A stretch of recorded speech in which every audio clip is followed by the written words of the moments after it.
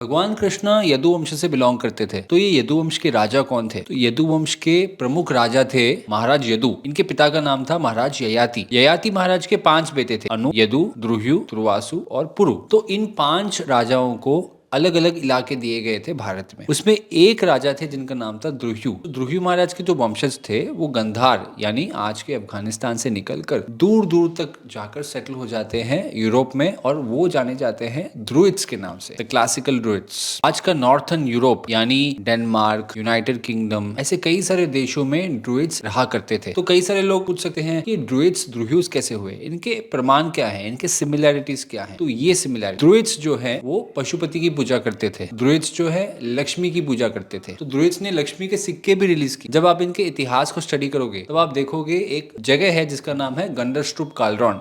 तो इस गंडरस्ट्रुप कालरॉन में 2000 साल से भी ज्यादा पुराने सिक्के मिले हैं लक्ष्मी के, और भगवान पशुपति के सील्स मिले हैं। तो इससे ये क्लियर होता है कि भारत के जो द्रुह्यु वंश हैं वो दूर दूर तक जाके सेटल हो जाते हैं नॉर्थर्न यूरोप में, और वो बन जाते हैं ड्रुइड्स।